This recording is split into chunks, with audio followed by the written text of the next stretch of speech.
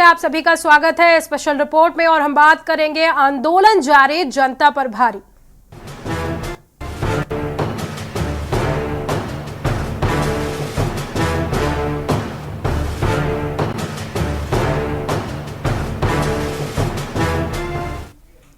क्या दिल्ली को राजधानी होने का अभिशाप है? यह सवाल इसलिए भी है क्योंकि कई बड़े प्रदर्शन और आंदोलन यहां पर दिल्ली में देखे गए हैं। आपको बता दें कि राष्ट्रीय राजधानी है तो विरोध प्रदर्शन का रास्ता वहां से जरूर गुजरता है, पर इन गुजरते रास्तों से दिल्ली वालों का दम फूल जाता है। हर साल जाम प्रदर्शन के कारण राजधानी निवासी बेदम हो जाते हैं।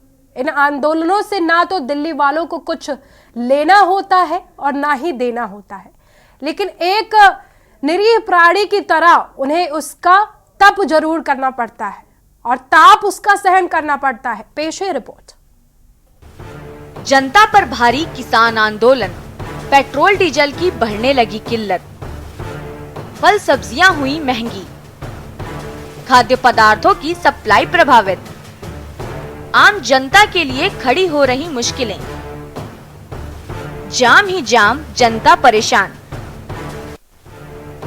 न्यूनतम समर्थन मूल्य एमएसपी की गारंटी को लेकर कानून बनाने समेत विभिन्न मांगों के लिए पंजाब, हरियाणा और उत्तर प्रदेश के किसान विरोध प्रदर्शन पर आमादा हैं।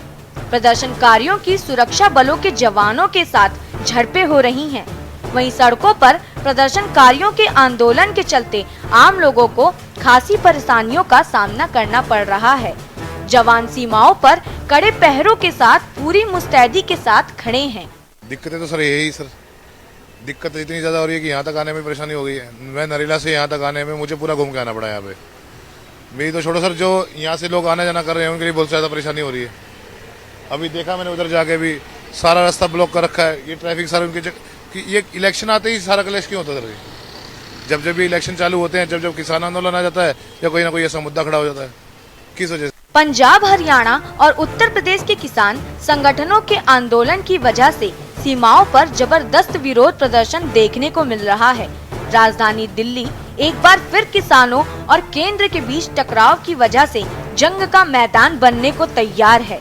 किसान नेताओं की केंद्रीय मंत्रियों के संग बैठक बेनतीजा रहने के बाद किसानों ने दिल्ली चलो मार्च का ऐलान कर दिया है। पंजाब के किसान दिल्ली की ओर कूच भी कर चुके हैं और हरियाणा बॉर्डर पर पुलिस के साथ लगातार भिड़ रहे हैं।